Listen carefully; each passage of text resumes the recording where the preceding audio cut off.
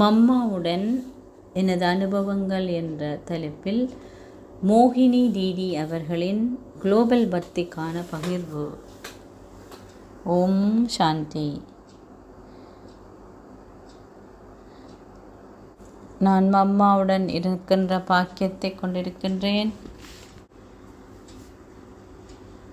அவளுடன் ரொம்ப நெருக்கமான அன்பான ஒரு உறவுமுறையை கொண்டிருந்தேன்.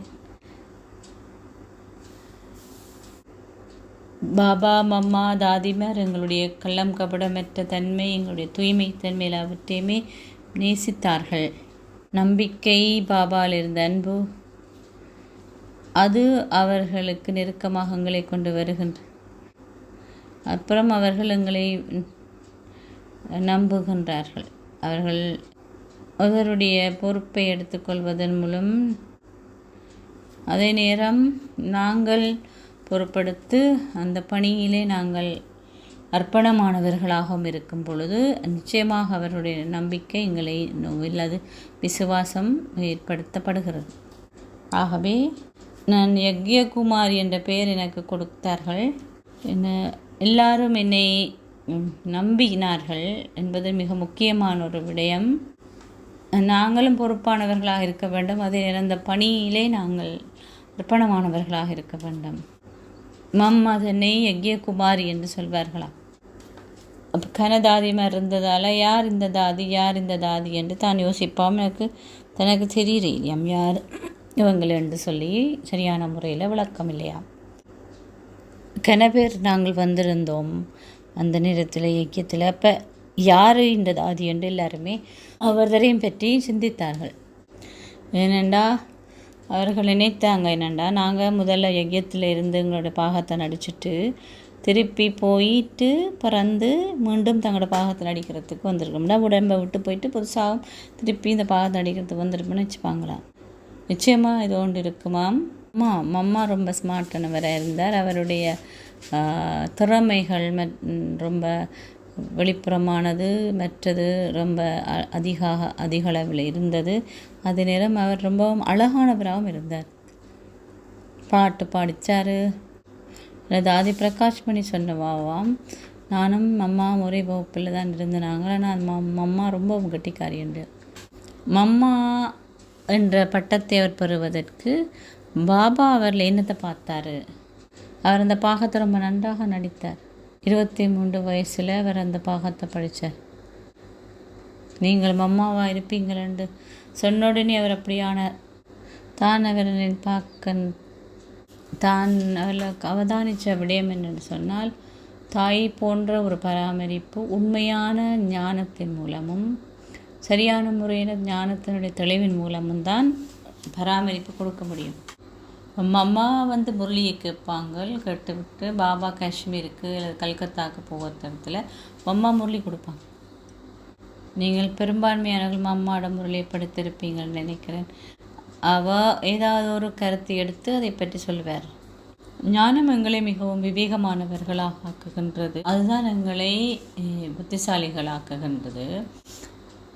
அத்துடன் மம்மா கொண்டிருந்த முதலாவது விடயம், அவர் ரொம்ப அன்பானவர். ரொம்ப எல்லாருடையுமே சிநேகபூர்வமாக பழகுவார். அவர் பொது கூட்டங்களில் எல்லாத்துலேயும் பேசினாலும் கூட ரொம்ப போதையுடன் பேசுவார். சத்தியத்துக்கு நீங்கள் பயமற்றவராக இருக்க வேண்டும். சத்தியத்தில் கொண்டிருப்பதென்று சொன்னால் நீங்கள் பயமற்றவராக இருக்க வேண்டும். அதாவது கோர்ட்டிலே போய் அவரை இந்த கீதையை கையில் வைத்துக்கொண்டு கடவுள் சர்வவியாபி என்று சொல்லும்படி சொன்ன நேரத்தில் நான் சர்வவியாபி என்று சொல்ல மாட்டேன், ஸ்ரீகிருஷ்ணன் அவர் சொல்லவில்லை, கடவுள் அங்கும் இருக்கிறார் சொல்ல மாட்டேன் என்றவர் தைரியமாக சொன்னது அவருடைய தைரியத்தை காட்டுகின்ற. ஜட்ஜுக்கு ஒரு ஆள் சொல்லியிருந்தாரா, அவரோட கண்களிலே அற்புதம் இருக்கின்றது என்று ஜட்ஜுக்கு யாரும் சொல்லியிருந்தார்.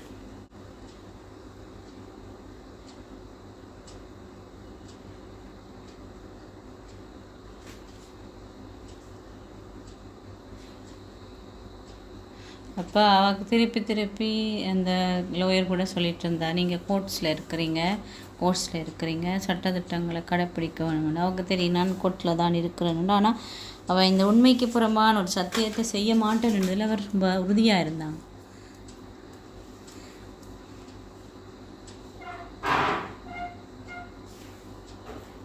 நாவே செய்ய வேண்டிய விடயத்தை கட்டாயம் செய்ய வேணும் என்றதை அவள் செய்யலை. அதை என்ன சரியானதை செய்ய வேணும்ன்றதில் உறுதியாக இருந்தேன். ரொம்ப தைரியசாலி. யார் என்னெல்லாம் கஷ்டங்களை கொண்டிருந்தாங்களோ, யார் அது எல்லாருக்கும் ஏதாவது ஒரு குறைபாடு இருக்கும், மம்மாட்ட போனாங்கன்னு சொன்னால் இதே பூதமாக அவரோட பேசினா, முதல்ல மம்மா வந்தவங்களை புகழுவாங்க. அவங்க பேசினாங்களா, உங்கள்கிட்ட இந்த சிறப்பியல்பு இருக்கின்றது, நீங்கள் அந்த நல்ல குணங்கள் எல்லாம் கொண்டிருக்கின்றீர்கள் கடைசியில் சொல்லுவாங்க. ஆனால் இந்த விடயத்தில் நீங்கள் ரொம்ப கவனம் செலுத்தணும்னு சொல்லுவாங்க கடைசியாக. அது கதைக்கின்ற முறையோ பேசுகின்ற முறையோ இல்லை சுபாவமோ எதுவாக இருந்தாலும் அதை சொல்லுவாங்க. கடைசியில் ஒரு சில வார்த்தைகள் மட்டும்தான் நான் சொல்லுவாள். ஆனால் அது நிச்சயமாக மற்றவர்களை நிறைய மாற்றத்தை கொண்டது. ஆனால் நாங்கள் என்ன செய்வோம், பொதுவாக மெட்டாக்களுக்கு நேரடியாக சொல்லுவோம். ஞானம் அவர் ரொம்ப விவேகியாக்கியிருந்தது.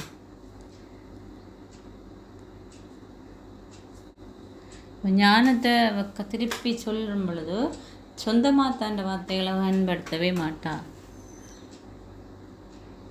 பாபா என்ன சொன்னாரோ அதுதான் ஒரு விதம் அதில் இருக்கும். ஞானத்தின் ஒவ்வொரு விடயங்களையும் அவர் விளங்கப்படுத்துவார். அவள் மெட்டாக்களை பராமரிக்கிறதுக்கு அவளுக்கு கொள்ளலை வந்தது காரணம், அந்த ஞானத்தை அவர் ரொம்ப படித்து அதனுடைய ஆழத்தில் தான் புரிஞ்சு கொண்டதால் தான். இப்போ அவளை விட வயசில் கூடினாக்கள் நிறைய இருந்தார்கள். ஆனால் அவர் ரொம்ப இளமையானவராக இருந்தார். மன்மோகனி தீதியெல்லாம் கூட இருந்தாங்க. ஆனாலும் அவவை தான் என் அம்மா அழைத்தார்கள்.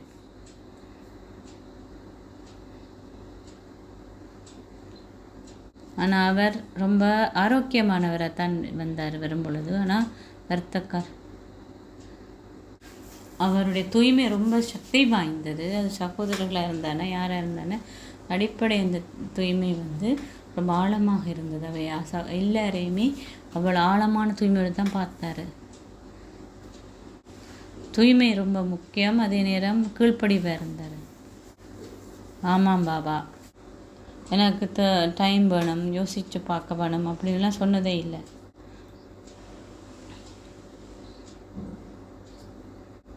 அதை அப்படி ஏற்றுக்கொண்டார். அது அவருடைய அர்ப்பணம்.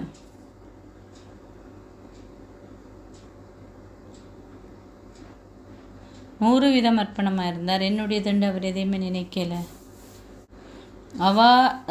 சரஸ்வதியாக மட்டும் வழிபடப்படவில்லை, அவர் ஒரு துர்காவும் இருக்கிறார். அதுடன் அவர் லக்ஷ்மியாம் இருந்தார். எங்கெல்லாம் அவர் போனாரோ, யக்ஞத்துக்கு என்னெல்லாம் தேவையோ அப்போ எல்லாத்தையும் அவர் கொண்டு வருவார்.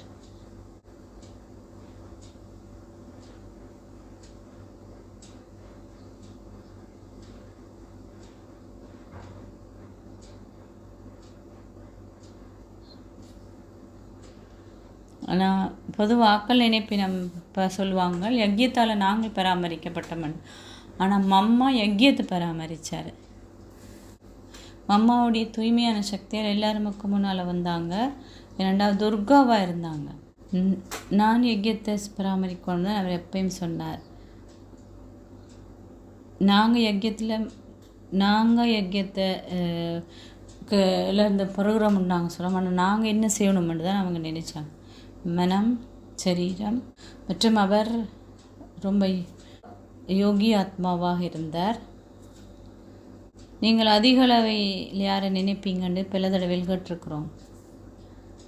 சிவபாபாவை தான் நினைக்கிறேன்னு சொல்லி அவள் சொல்லுவா, என்னால் சிவபாபாவையோ பிரம்ம பாபாவையோ பிரிக்கலாது, தான் பாப்தாதாவை நினைக்கிறேன்னு சொல்லுவாள்.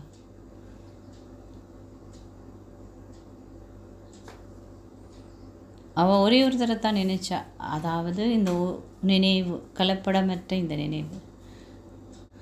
அம்மா கொண்டிருந்த இந்த நினைவும் கூட ஒரு விசேஷமானது. நாங்கள் இந்த மாதம் ஒவ்வொருத்தரும் அம்மாவுடைய ஏதாவது ஒரு சிறப்பியல்பையாவது எடுத்துக்கொள்ள வேணும்.